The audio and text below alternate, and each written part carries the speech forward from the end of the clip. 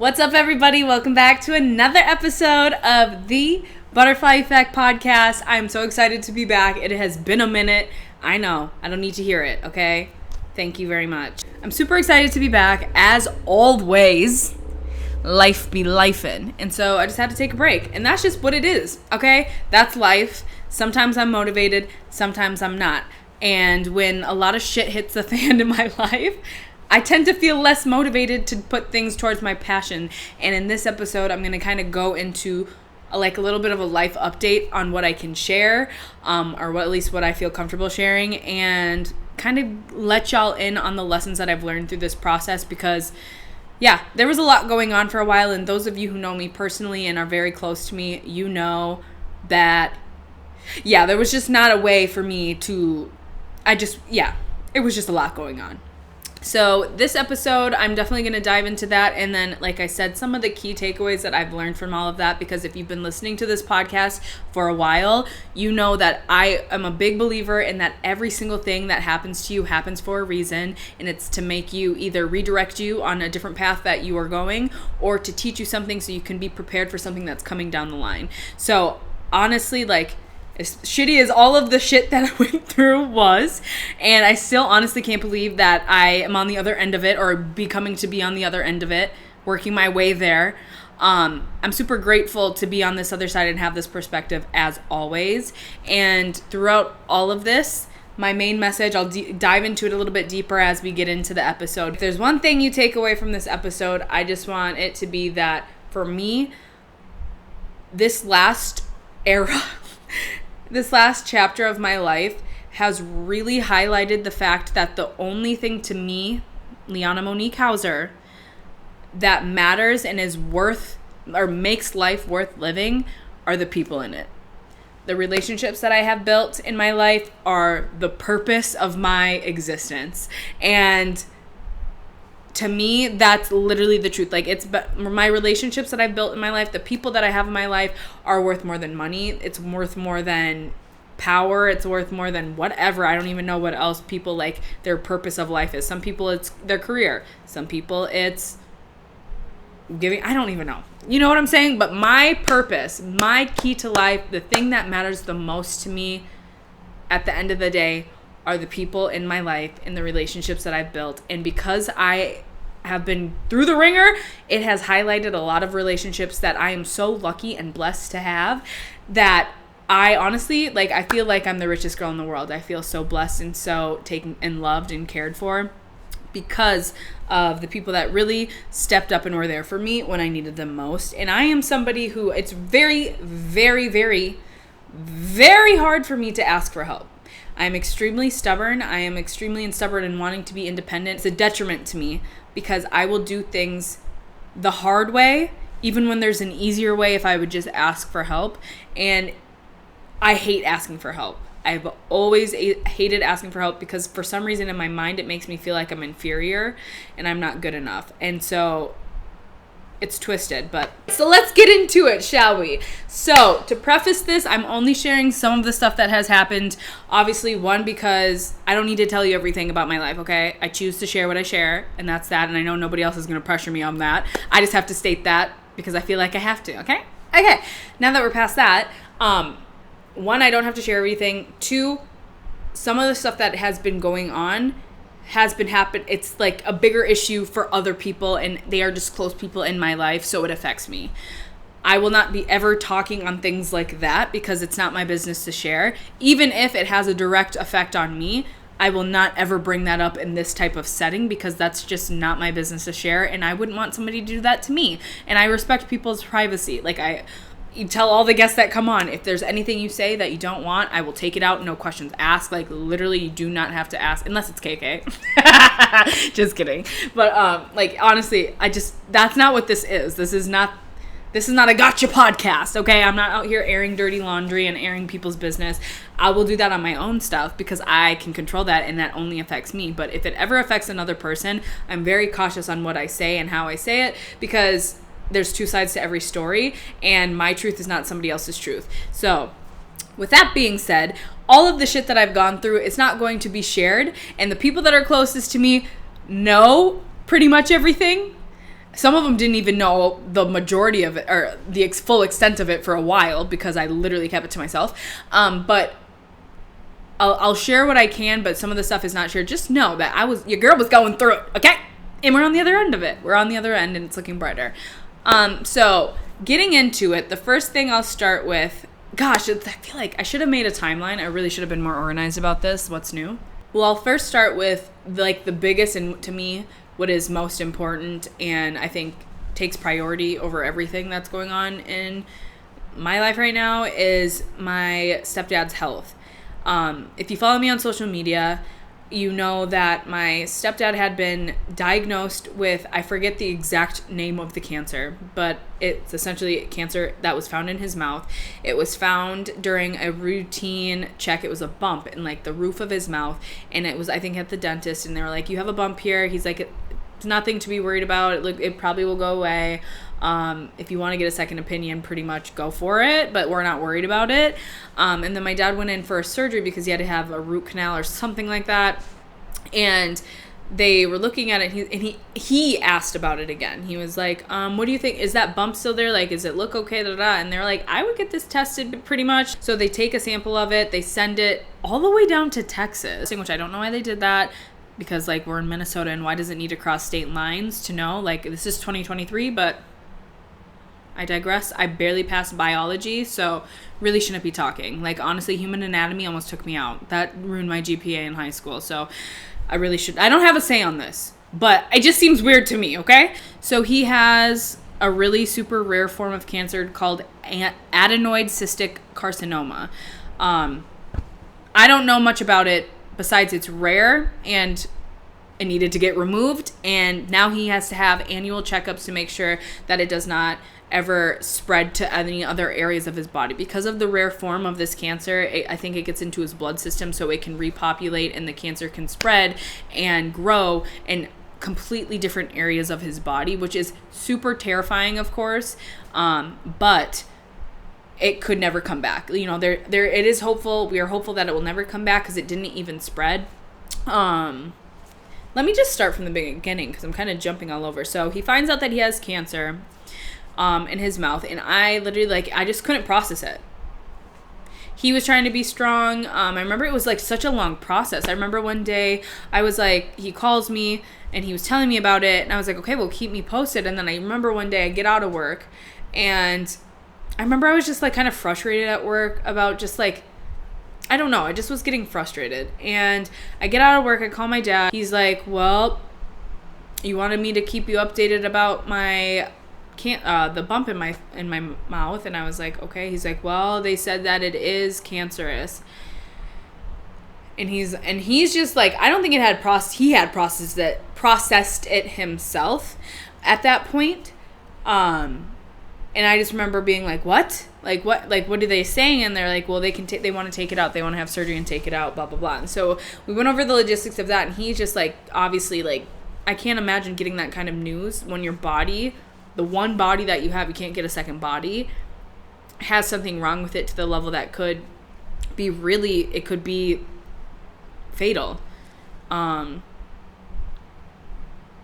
I remember just hearing it and being in the car, and like, I'm someone who is very dramatic, as you all know, I'm sure by this point, and I am very animated, and I just remember trying to like stay calm because I didn't want to stress him out, but I don't even remember what my reaction was. I was like, oh, I don't even know. I don't know, because I just remember like trying to stay strong, and I didn't even know what to say, because what do you say to your parent? What do you say to your parent when they get news like that? It's going to be okay? What do you say to anyone when you get news like that? It's going to be okay. You don't know. You do not know it's going to be okay. So I'm like, I don't want to tell you some stupid news when I know damn right. Like, I cannot assure that. I can't tell you that it's going to be okay, but I have to tell you it's going to be okay. So it's just a really, that's just like a sick thing. Side note, tangent. But so I get off the phone with him and I just break down crying because like, what the fuck? Because before that, like very, very, like briefly before that, my family was going through something else already. And it felt like we had just gotten out of the woods for that. And then this happened like less than a month after, I want to say. Like, and I remember just being like, when is this going to stop? When is this going to stop? And this was the beginning of June, I want to say. And I just remember feeling like, what the hell? Like, I don't even know what to do. I don't know what to say. I don't know what to feel. I don't know. I just want to numb myself. I don't want to exist right now. I just want to numb myself until I can wake up and this chapter of my life is done. And so then we proceed to go forward. We finally get a date. He gets surgery. And I had no idea. Like, I'm going to be really honest. I had no idea the extent that this process was going to be. I thought that it was like skin level. They can just take it out, like scoop a part of his gums out or something like that. I did not think it was going to be the extensive, intense surgery that it was.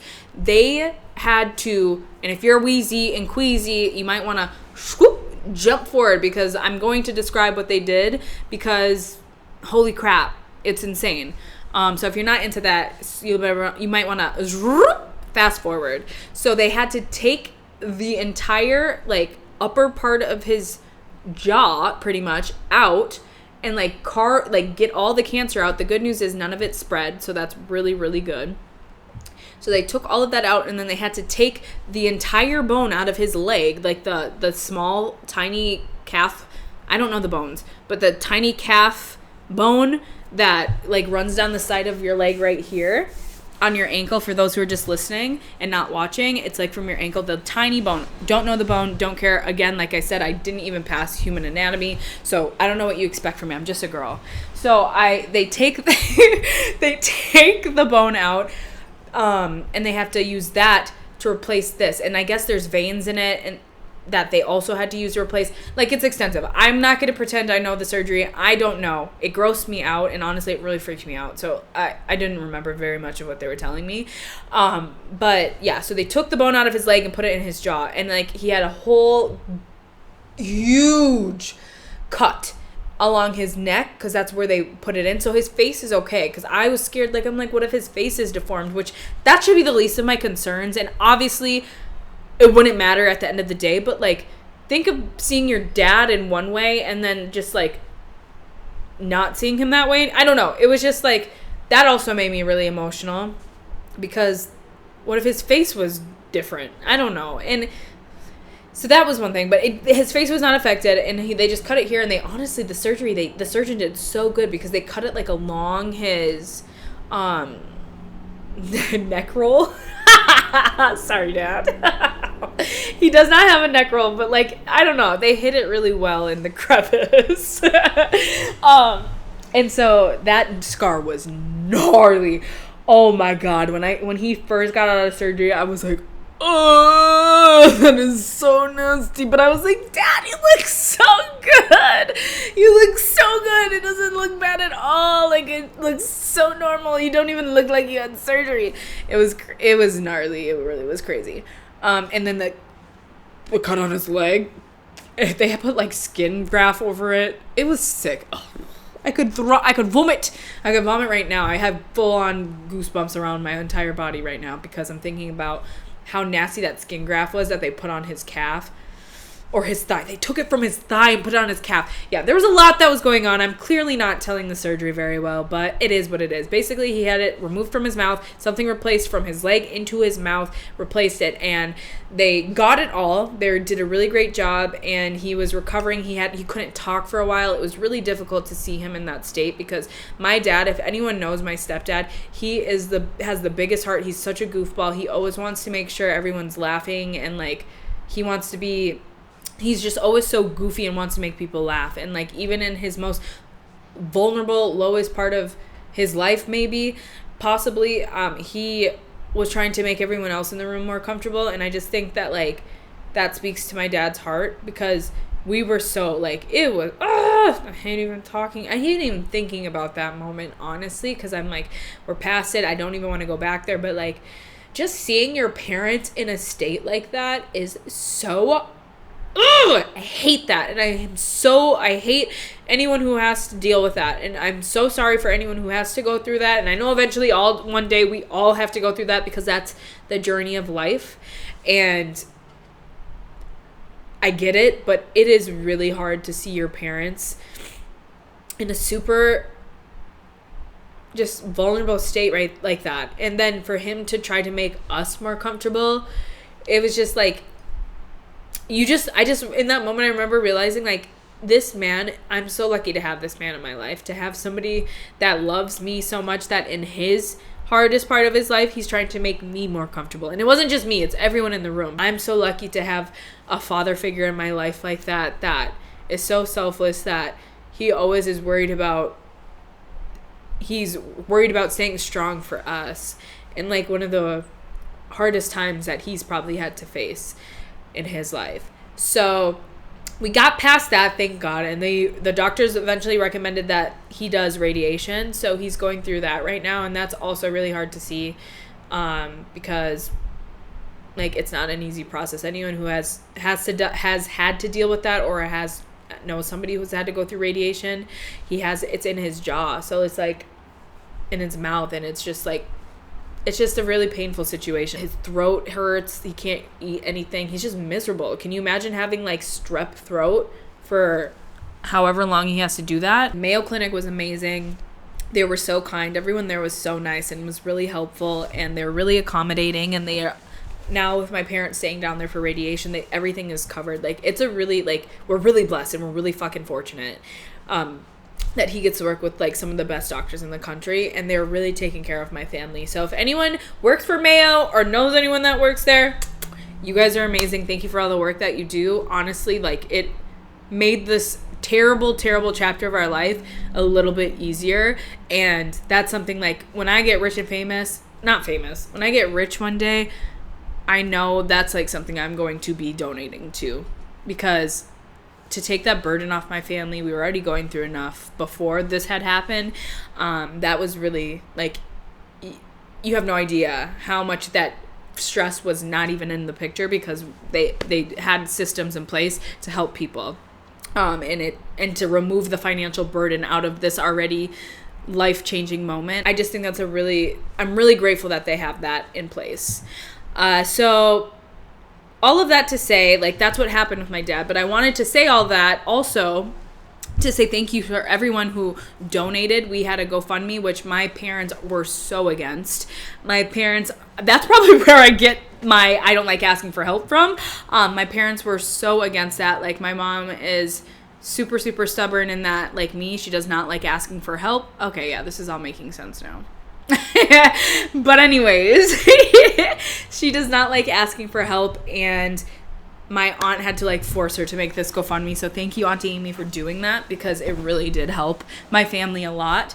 And everyone who donated, thank you. Everyone who shared, thank you. Everyone who sent well wishes, thank you, because honestly, that was a really dark part of my life, and just to see the people that rallied around me and my family, like, had people from high school reaching out. I had people and sharing and donating, people who I don't even talk to on the daily basis, people who I've fallen off with. Like, people came around me and rallied like I've never experienced before, and I want to say I'm so thankful and grateful. I'm not surprised, because every time something like this happens, or every time I need somebody to show up for me, people do. And this chapter of my life, like, yeah, I just really am thankful for everyone. Just everyone. Relationships is everything. Like, I'm very optimistic that my dad is going to make a full recovery once he gets through this radiation. I'm hoping that he does not have to go through with chemo, and then he can just put this behind him and just focus on healing and just living the rest of his life to the fullest. So that's what I'm hopeful of. So that was one thing that was going on. And then, as some of you know, I opened my business in February 2023, and I was super ambitious. It's how I am. When I get an idea, I go all in. I get really excited about it. I get really passionate about it. I think everything through. I feel like I feel really optimistic that it's going to work out. Most things do for me. Like, if I give it my all, like, I'm very confident I can make things happen. And so I opened my business, and it was off to a really good start. I was super motivated. It was awesome. I was getting clients off the bat, and it was going well for a while. But things, like, started to change. It's really hard to run your own business, and you don't think about all of the things that you have to be prepared for, and all of the things that you have to juggle, and when life happens. Like, there's just a lot of things that I didn't take into account when I fully threw myself into building my own business. And I will never ever regret the way that I did it, because I'm someone who has to learn through experience. Like, you can tell me all day, you got to do this and this. And my aunts tried to tell me, my mom probably tried to tell me, like, I'm sure friends tried to be like, are you sure you want to go just like fully into that? I'm sure people tried to step in and intervene, but I'm stubborn and I want to do it my way. When I have my mind set on something and it's something that I want, something I'm interested in, you can't really tell me anything. Like, I'll listen to you, I'll take it into account and I'll think about it. But if it's something that I want, I'm going to go and do it, and I'm going to make it happen for myself. And I love that about myself, but sometimes that's a bad thing. And it means that I'm going to take a harder road that I could have avoided if I would have just listened to other people or asked for help. So I completely was done with my job from Chicago. Like, when I moved back home to Minnesota, I had my job for a little bit, and I had the idea that I was going to launch this business. I had saved up, so I was going to be good for a month or two in rent if whatever happened. And I launched my business. I got some clients off the bat, and I felt like, oh my gosh, yes. And I started like getting new clients coming in and having more and more conversations with new people. So I was super optimistic that it was going to continue to grow. Little did I know, one, the work that I was doing, it's cool. I can do it and I like it. I love helping people build their business and share their story in order to increase traffic and views and clients and all of that. I liked the work that I was doing, but I didn't love it. And it started to really, really start to like become like a pain instead of being something that I'm excited to wake up and do. And like, there became a point where like my clients just couldn't pay me. And that is no shade, and I get it, because one, like, I felt bad charging people, and that's another thing that I'll get into. But I felt like I was already giving people a fat deal. I was not charging what I should be charging off the bat for the work that I was doing and the time I was investing, like, just being 100% honest with that.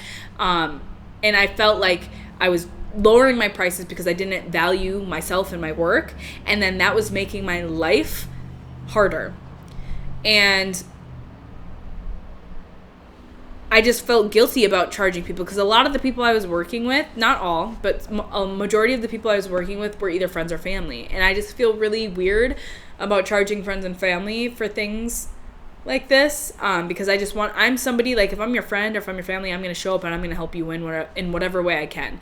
I can't give you money a lot of the time. I'm not great at gifts like that. But one thing I am really good at is I can show up for my people and I can be there for you if you need it. And so I show love a lot of the times through acts of service. And so charging people for my job, it was just a weird thing. And I should never, honestly, moving forward, I probably won't work with family, just because I don't want to blur those lines. And like, a lot of times, like, it's not something I would want to blur again. It was not bad at all. Let me clarify that. Like, it was a blessing to work with the people that I've worked with. But for me, I just think like I have to charge a certain rate in order to survive. And I don't feel comfortable having money conversations with family. And that's just what it is. And some people will say, well, you have to set better boundaries. That's fine. You're right. I do. But I don't feel comfortable doing that with family. I'm not at that point, and I do not want to cross that boundary anymore. So all of that to say, I was not charging prices that I should be. I was giving like founder prices just to get clients, which I think is a good strategy, and it was good, but it was not even enough to cover my rent, like what I was making at that point as I'm building. And then there came a month in July where none of my clients paid me, and I get it. Trust me, I understand financial things going on. Like, that is not the issue. Like, support it fully. Like, if you can't pay me, you can't pay me. I understand that my service is like a luxury to business owners. It's something that you could do on your own, but you're choosing to outsource. So I get when you have to cut corners, I'm probably going to be the first to go. I get it. I didn't think that through. Okay, I never thought of a backup plan in that way. And because I was just so delusional and optimistic that this is going to work out. It's going to be perfect. And I do that with a lot of things in my life. But this was definitely a bigger lesson to learn because this had a lot more trickle-down effects than maybe other things that I'm like, yes, I can do it. I'm going to put all my attention into it. Because when your clients don't pay you and you don't have any other form of income besides like a part-time job at a gym, things can start to get a little dicey, okay? And I'm going to honestly, I'll share this part because this is 1,000% on me and a decision that I made and consequences of my decision. So I'm okay with sharing this, and I also have no shame in that, in this what I'm about to share. And if anyone else is going through this, don't fucking be embarrassed, because I was embarrassed for a long time, and then I woke up and I realized like everyone's going through hard times. So anyways, what I'm about to share is that because when I wasn't getting paid and I wasn't making enough in my other jobs, I almost literally lost my apartment. And maybe people are like, oh, that's it. Yes, but to me, that is a huge deal because I'm somebody who works extremely hard for the things that I have. I'm a very hard worker. In college, I worked like 3 jobs at a time, spread myself very thin, but I had to do it that way because I refused to ask for help. When I was in college, there was rarely times I would even ask my parents for money. Like very, very rarely. I just won't do it. And it's something to do with my pride. I don't know. I should start this whole thing by saying also, not financially, that is an area of my life that I am working on improving. That is not my strength. Finances, not my strength right now, but I am working on improving it and getting in a better place and not spending so much. I love to shop. I love to spend money. I love to live in the moment. You can't take your money with you. That's all cute and dandy until you get almost evicted from your apartment. So I had to really take a deep look into myself and realize that I am the problem. So I was getting to July and I don't get paid from my clients, and I'm like, fuck, it's July 1st and rent's due on the 1st and I have no money to pay this. Like I have a quarter of the rent to pay, and I do not want to ask my parents. I will not ask my parents because we just went through one thing before that. Then we just found out my dad has cancer. Like, I'm not doing that. I'm just not going to do that. And there's no way. I would never ask a friend. I just would not ask people for money. It's just not who I am. I just will not do it. I don't care if I have to, I don't know. Like, I was ready to sell feet pics for real. Like, I will not do it. I just won't ask people for money. It's very hard for me. And I was like, well, I'm going to figure it out. It's going to work out for me. My clients will pay me a little late. It's going to be fine. And honestly, also, one of the months before, I charged rent on my credit card. Like, that's how stupid and dumb I was being with money. Like, I was so determined to make this happen and keep my apartment and live the life I wanted, that I was like charging rent on my credit card, which is not like, oh my God, who does that? I know other people do that, but that is so stupid. And it's like a large amount. Like, it was a really dumb thing, but it saved me a few months, if I'm being honest. And I had no more credit card to charge on. So this was like really it. I was like, damn, I might really lose this. So I don't pay it. I get an eviction letter. I go to eviction court, and thank God, this amazing nonprofit helped me pay rent and pay all my legal fees. Because also, I don't know if you know this, if you get evicted or you have to go to court for eviction, you have to pay I'm sure most people know this. I didn't know this. You have to pay the legal fees, which is like $600 on top of your rent, on top of the late fees. It's just like, people are already struggling to pay rent. You're going to tack on some fees, which, okay, I can understand. You're going to make them mandatory, go to court and pay these mandatory fees. You don't have a choice to even just represent yourself. You have to pay these $600 fees. And just mind you, my court was on Zoom. I had no lawyer. I was representing myself. So what the am I paying $600 for when I'm already can't afford my rent? You're going to make me, it was just like, I understand there has to be a system in place so people don't keep abusing the system, but that doesn't make sense, because if people can't pay their rent, they're already struggling, then you're going to add on pretty much over half my rent on top of what it was like $800 on top of the rent that I still owed. It was just like insanity. I was just ready to give it up, if I'm being honest. I was like just trying to think of ways that I can give it up. I was just like so embarrassed. I'm like, how am I going to tell people? That's just so embarrassing. Like, I'm just so embarrassed that I allowed my financial situation to get in that, to get to this point. I've never been somebody who was going to get evicted from my apartment. Like, I just felt like shit. I really felt like shit about it. And I didn't even tell my mom for a while. Like, I couldn't tell anybody. I didn't tell a soul, not even KK. I didn't tell anyone about my situation because I was just in denial. I was just like, I don't know how to deal with this. I don't want to be like this person who had to get evicted from their house. That's going to be on my credit score now. I'm not going to be able to get approved for another place. Like, I spiraled and I just detached. I was like, I don't know what else to do.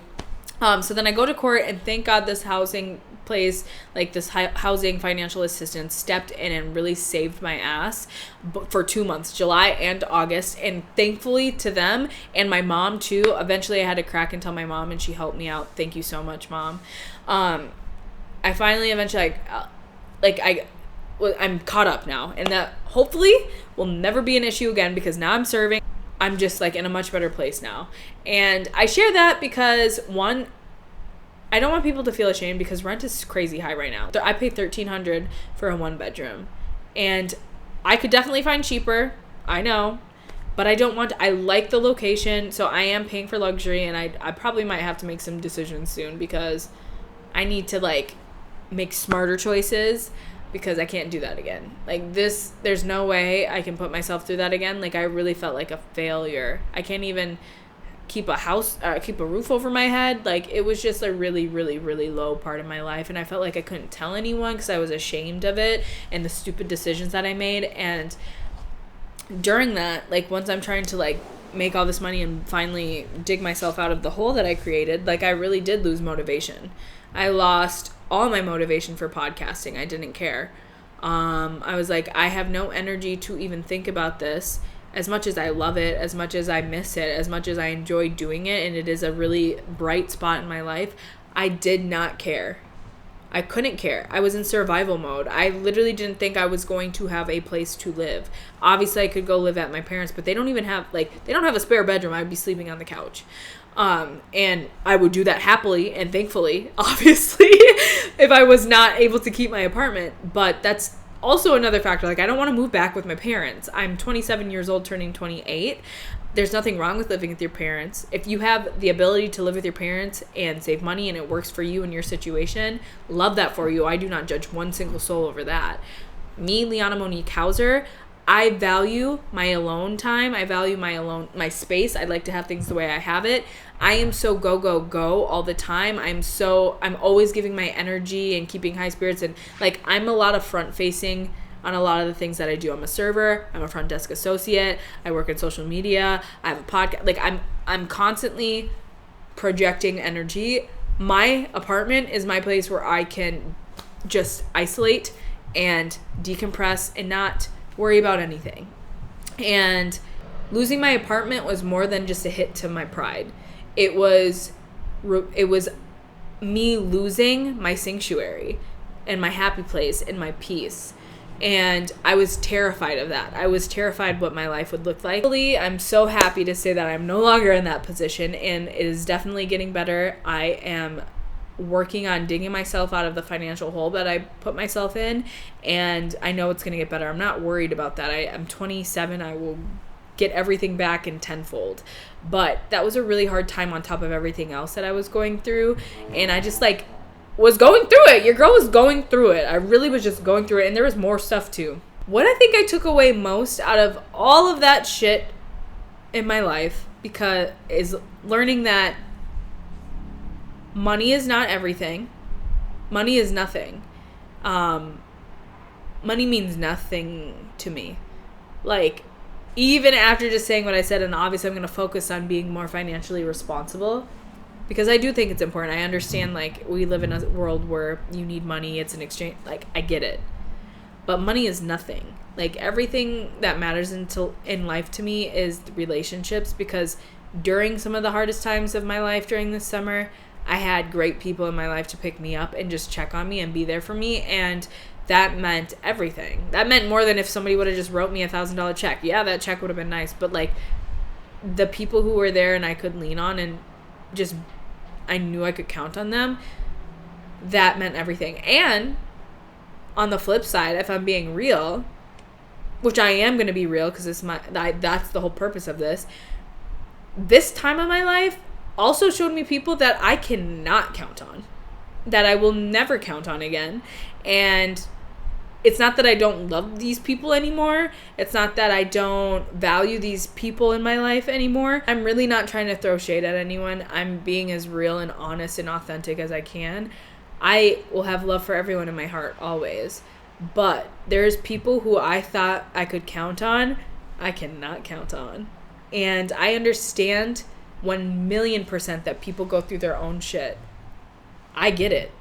I really get it. But some things, I don't know, you just show up for your people. And I know how I would treat other people, and I know how I would show up for other people, and it's definitely not that way. But, you know, again, all that to say, like, I get people have stuff that's going on, and I don't know what everyone's going through in their life. Our summer 2023 also taught me was that you cannot control life. You cannot plan life out. You cannot predict how life is going to go. There's no way. And the second that you think you have it predicted, you think you have it figured out, the universe is going to be like, oh yeah, bet, watch this. And it's going to throw something else in there. And it could be good, it could be bad, who knows. But you can't predict it. And that's the purpose of life. You should not be able to predict it. There's certain things that you can do. Of course, like if you get 8 hours of sleep, you're going to probably have more energy the next day. Or if you eat vegetables, you're probably going to have better health. Like things like that, you can control and predict, and that's fine. The overall arching themes and lessons that we're meant to learn in this life, you cannot predict. So don't waste your time trying to, and just go with the flow. That's what I'm trying to tell myself. That's what I'm trying to embrace in this next chapter and this next era. Zoo's making an appearance! Say hi, baby! Say hi! He said hi. Hopefully the mic picked that up. You want to sit? You want to sit? Sit down, big boy. Cute. You cannot control it. I'm done fighting it. I'm just going to go with the flow. And the sooner that I accept that, I think the easier life will get for me. Because if I just stop trying to resist it and stop trying to control it and just allow life to happen and unfold and release any expectations on it, it gets a lot easier for me. I just have to constantly remind myself that, because I am such a perfectionist. I am such a control freak. I have high anxiety. I really do suffer from anxiety, like, all the time. I think people would be shocked to know what goes on in my brain every day, because on the outside I probably don't look like much is going on, but I'm constantly overthinking, overanalyzing, trying to predict, trying to think of how this is going to play out so I can do this and not get this and like my brain is always on go. And I've just had to, the only way I can stop it is just, it doesn't matter, I can't control it, I just release control. So that's my motto going into chapter 28, which is in a few weeks, y'all. I'm so excited for things coming up with that. I am really excited about this next season of the podcast. The new season is going to start on my birthday. I just kind of do that because that's when I launched it. So each time I get to the anniversary, it's a new season. It's just what I do. And I'm excited about what is to come with that. And I'm starting to feel motivation again to put back into this and where I want to take it and what I want to do with it. And yeah, so I'm just really excited for what the future holds with that. I've been doing vlogs, which I really like. My vlogs kind of intertwine the podcast into it, kind of like the behind the scenes of it. And I think it's just a really cool way also to see an inside peek of my life and document that in a way. My next episode I'm really excited about. I'm going to go through, I'm going to keep it a surprise, but it's going to definitely be kind of birthday related and themed. But all right.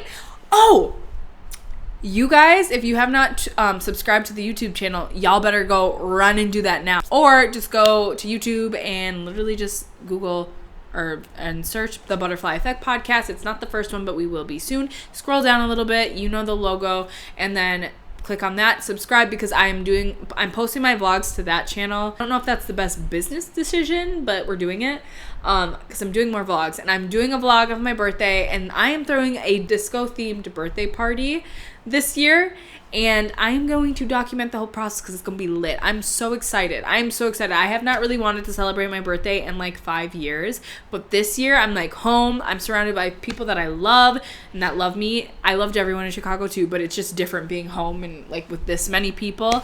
And I'm going to do it big. And I already have the cutest outfits. You don't want to miss out. Oh my God, I loved this. I missed this. I miss podcasting. I feel so good to be back. It feels so good to do again. And I just know myself. If I'm not feeling it, I'm not going to force myself to do it. And this is something that I do for the fun of it. So if I'm not feeling it, I'm not feeling it, but I'm feeling it. So we're going to ride this one out until I don't feel it again. Okay. But thank you so much for listening. If you listen to this whole thing, you're a trooper. I love you so much. You a real one. Thank you. If you haven't already, make sure y'all are subscribed on either Spotify, we're on YouTube, obviously you're listening to this, you know what we're on, but subscribe. And if you're on YouTube, like if you could leave comments and that would help. Okay, love you. Also sharing, if y'all could share it, if you feel so inclined. Okay, thank you guys so much for listening. I'm excited for this next chapter. Love y'all. Bye.